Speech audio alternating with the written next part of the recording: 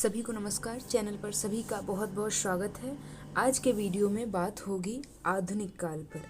आधुनिक काल में मैं भारतेंदु युग और द्विवेदी युग दोनों को कवर अप करने वाली हूँ।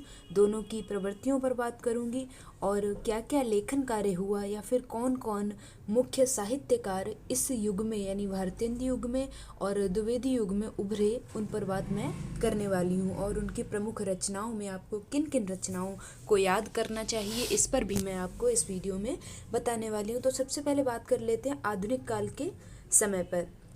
अभी तक बात करें हिंदी साहित्य का इतिहास, तो उसमें हमने 3 युग पढ़ लिए हैं। सबसे पहले आता है आदिकाल, उसके बाद आता है भक्ति काल, उसके बाद आता है रीतिकाल और चौथे नंबर पे आ रहा है हमारा आधुनिक काल। तो आधुनिक काल का समय काल जो है, कुछ विद्वानों ने इसको 1900 से प्रारंभ माना, यानी 1900 से आगे का या फिर 1900 से वर्तमान समय तक जो काल है साहित्य की दृष्टि से, वो आधुनिक काल कहलाएगा।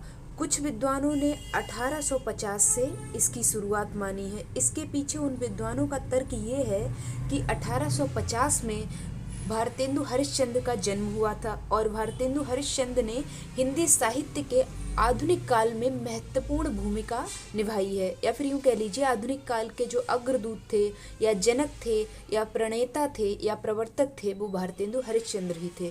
तो इस तरह से मतों में कहीं कहीं पर भिन्नता दिखाई देती है। तो अगर ऑथेंटिक माने या फिर ज़्यादातर जिन विद्वानों ने समर्थन दिखाया है, वो 1850 से शुरुआत मानी है किस चीज़ की, आधुनिक काल की।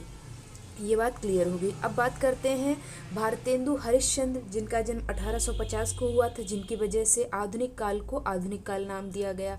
आधुनिक काल भी फिर फर्दर किन किन कालों में विभाजित हुआ, इस बारे में बात करते हैं। तो आप यहाँ पर देख पा रहे होंगे आधुनिक काल में सबसे पहले आता है पुनर्जागरण काल, या फिर जिसको भारतेंदु युग की भी संज्ञा दी गई है। दूसरा आता है जागरण सुधार काल। जागरण सुधार काल द्विवेदी युग को कहते हैं। महावीर प्रसाद द्विवेदी जी के नाम पर इसका नाम द्विवेदी युग रखा गया। जागरण सुधार काल की संज्ञा द्विवेदी युग को डॉक्टर नगेंद्र जी द्वारा दी गई है। इसके बाद आता है छायावाद काल, जिसके 4 प्रमुख स्तंभ हैं, प्रसाद पंत निराला और महादेवी वर्मा, जिसके बारे में बात अगली वीडियोज में होती रहेगी। इसके बाद आता है छायावाद उत्तर काल। 2 शब्दों से मिलकर बना है छायावाद और उत्तर, यानी छायावाद के उत्तर काल को छायावाद उत्तर काल कहते हैं। इसके बाद आता है प्रगतिवादी या फिर प्रयोगवादी। इन दोनों को साथ में भी आप लिख सकते हैं, या फिर प्रगतिवादी युग और फिर प्रयोगवादी युग। उसके बाद नई कविता या नवलेखन काल, नवलेखन काल। तो ये इधर इनका समय काल भी लिखा हुआ है, आप चाहें तो इन्हें भी नोट डाउन कर सकते हैं।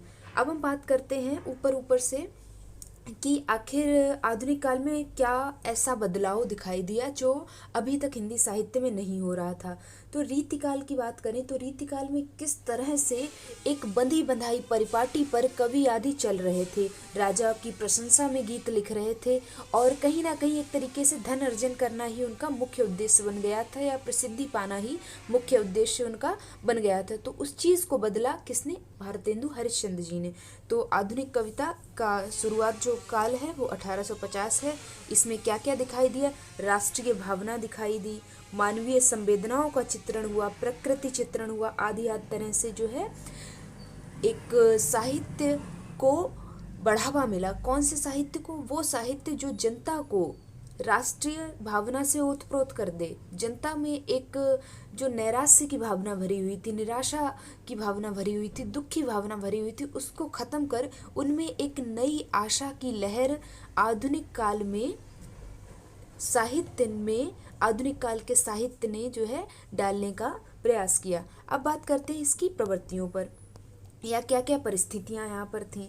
तो राजनीतिक स्थिति के आधार पर भी भारतेंदु युग में काफ़ी काम हुआ, आर्थिक स्थिति पर भी और यातायात के साधनों पर भी। क्योंकि एक बात कहते हैं ना, साहित्य क्या लिखता है, साहित्य समाज का दर्पण है, कहा भी गया है। तो समाज में जो घटनाएं घटित हो रही होंगी, जो चीज़ें व्याप्त होंगी, परिस्थितियाँ व्याप्त होंगी, कहीं ना कहीं साहित्य पर उनका असर दिखाई देगा। तो ये सारी जो सुविधाएं, यातायात के साधन आदि की कमी भी थी और कहीं ना कहीं यातायात के साधन को बढ़ावा भी मिल रहा था, बढ़ रहे थे, शुरुआत हो रही थी। नई शिक्षा का सूत्रपात हो रहा था, जिसमें मैकाले, लॉर्ड हार्डिंग और राजा राममोहन राय का जो है मुख्य योगदान है। प्रेस और पत्र पत्रिकाओं का भी एक तरीके से सूत्रपात हो रहा था, शुरुआत हो रही थी। तो इन सब का कहीं ना कहीं प्रभाव किस पे दिख रहा था, साहित्य पर दिख रहा था, क्योंकि प्रेस और पत्र पत्रिकाओं की शुरुआत होगी, प्रेस को बढ़ावा मिलेगा तो लेखन कार्य जो है उसको भी प्रकाशित किया जाएगा। तो ये एक तरीके से दोनों जो हैं एक दूसरे के डायरेक्टली प्रोपोर्शनल हैं। आगे बात करते हैं आधुनिक बोध पर, यानी आखिर क्या क्या बातें इसमें हुई। तो भारतेंदु युग पर हमने बात कर ली, या फिर यूँ कहें भारतेंदु हरिश्चंद्र। थोड़ा सा मैं और उनके बारे में बता दूं तो भारतेंदु हरिश्चंद्र जो हैं वो आधुनिक युग के प्रणेता हैं और इनका पूरा नाम है भारतेंदु हरिश्चंद्र। इनका जन्म जो है, जन्म की बात करें तो इनका जन्म हुआ है 1850 में और इनकी मृत्यु जो हुई है बहुत ही कम उम्र में इनकी मृत्यु हो गई थी। 1885 ईस्वी को इनकी मृत्यु हो गई थी, इनका निधन हो गया था। और इस महज 35 वर्ष की उम्र में, आप देख भी पा रहे होंगे, 35 वर्ष की उम्र में इन्होंने ये सब कार्य कर डाले थे। एक तरीके से साहित्य को बहुत कुछ इन्होंने दे दिया था। 35 वर्ष की उम्र में इन्होंने जो है 17 नाटक लिख दिए थे, जिनमें से 9 नाटक जो हैं अनुदित हैं, यानी जिनका अनुवाद इन्होंने किया था, और 8 नाटक जो हैं वो मौलिक हैं। अब आगे बात करते हैं, इन्होंने कुछ पत्र पत्रिकाओं का संपादन भी किया था। तो पत्र पत्रिकाओं की अगर बात करें तो पत्र पत्रिकाओं में इन्होंने 3 पत्रिकाओं का संपादन किया था। कौन कौन सी पत्रिकाओं का संपादन किया था, इस पे बात कर लेते हैं। तो भारतेंदु हरिश्चंद्र ने जो है 3 पत्रिकाओं का संपादन किया था। कौन कौन सी पत्रिकाएं? पहली आती है जिसमें कवि वचन सुधा, आप नोट डाउन करते चलिए। दूसरी आती है हरिश्चंद्र मैगजीन। तीसरी आती है बालाबोधनी। कवि वचन सुधा का संपादन इन्होंने 1868 में शुरू किया था। तीनों ही पत्रिकाएं जो हैं काशी से इन्होंने शुरू की थी। और दूसरी आती है हरिश्चंद्र मैगजीन, जिसका संपादन इन्होंने 1873 से, या फिर कह लीजिए जिसको शुरू इन्होंने 1873 ईस्वी से किया था। और अंतिम आती है कवि वचन सुधा, जो 1874 में इन्होंने काशी से निकाली थी। अब बात करते हैं आधुनिक बोध पर। तो आधुनिक बोध के संदर्भ में डॉक्टर रामविलास शर्मा ने लिखा है, जो कि मार्क्सवादी आलोचक हैं और इनका मुख्य नाम मार्क्सवादी आलोचकों में जोड़ा लिया जाता है। इन्होंने लिखा है, जो नवजागरण 1857 यानी 57 के स्वाधीनता संग्राम से आरंभ हुआ, वह भारतेंदु युग में और व्यापक बना। उसकी साम्राज्यवादी विरोधी, सामंतवादी विरोधी प्रवृत्तियां द्विवेदी युग में और पुष्ट हुई। फिर निराला के साहित्य में कलात्मक स्तर पर तथा उनकी विचारधारा में ये प्रवृत्तियां क्रांतिकारी रूप में व्यक्त हुई। आगे बात करते हैं भारतेंदु युग। आप देख पा रहे हैं किस तरह से मैंने चार्ट बना के रखे हैं, ताकि आपको समझने में किसी भी तरह की कोई दिक्कत ना रहे।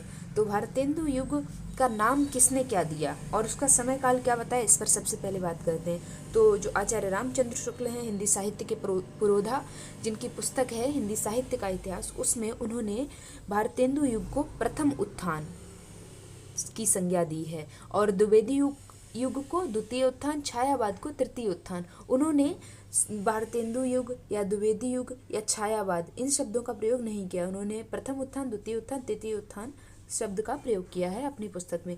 दूसरे आते हैं रामविलास शर्मा जी। इन्होंने नवजागरण काल की संज्ञा दी है भारतेंदु युग को। और मिश्र बंधु आते हैं, इन्होंने वर्तमान काल की संज्ञा दी है भारतेंदु युग को। और राम कुमार वर्मा जी आते हैं, इन्होंने जो है भारतेंदु युग को आधुनिक काल की संज्ञा दी है। आप चीज़ें नोट डाउन करते चलिए। अब बात करते हैं भारतेंदु युग के प्रमुख कवि कौन कौन थे भारतेंदु हरिश्चंद्र के अलावा। तो सबसे पहले तो भारतेंदु हरिश्चंद्र ही आते हैं। उनके बाद आते हैं बद्री नारायण चौधरी प्रेमघन, जिनका जन्म 1855 में हुआ। फिर आते हैं प्रताप नारायण मिश्र, और फिर आते हैं ठाकुर जगमोहन सिंह, और फिर आते हैं अंबिका दत्त व्यास। इनका पूरा नाम है अंबिका दत्त व्यास, आप नोट डाउन कर लीजिए। और इन कवियों को आप याद रखिए, क्योंकि ये परीक्षा की दृष्टि से भी काफ़ी महत्वपूर्ण है। अब बात करते हैं साहित्यिक प्रवृत्तियों पर। तो सबसे पहला आता है अंतर्विरोध दिखाई दिया साहित्य में। अब क्या हुआ, इस युग में राष्ट्रभक्ति बनाम राजभक्ति, ब्रजभाषा बनाम खड़ी बोली, ये भी हो रहा था, क्योंकि ब्रजभाषा में यहाँ पर काव्य सृजन हो रहा था और खड़ी बोली में गद्य सृजन हो रहा था। तो ब्रजभाषा बनाम खड़ी बोली तथा पारंपरिक संस्कार बनाम आधुनिक विचार के मध्य अंतर्विरोध पाया जाता है। आगे आता है श्रृंगारिकता की चेतना।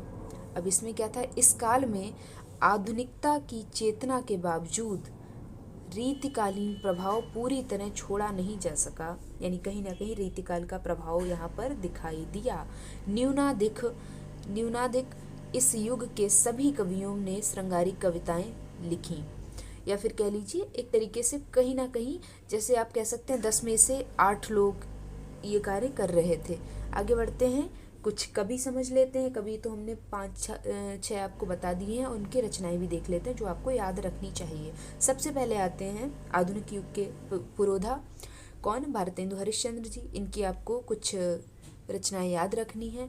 आप प्रेम प्रलाप याद रखिए, प्रेम माधुरी याद रखिए, ये काफ़ी महत्वपूर्ण है। और अगर मैं इनके नाटक आपको बता दूं जो आपको मतलब याद रखने चाहिए, तो उसमें एक तो आता है इनका भारत जननी, दूसरा आता है भारत दुर्दशा, तीसरा आता है विद्या सुंदर, चौथा आता है रत्नावली, पांचवा आता है धनंजय विजय, कर्पूर मंजरी, मुद्रा राक्षस, दुर्लभ बंधु। ये सभी इनके लिखे ही नाटक हैं, तो आप इन्हें नोट डाउन कर सकते हैं।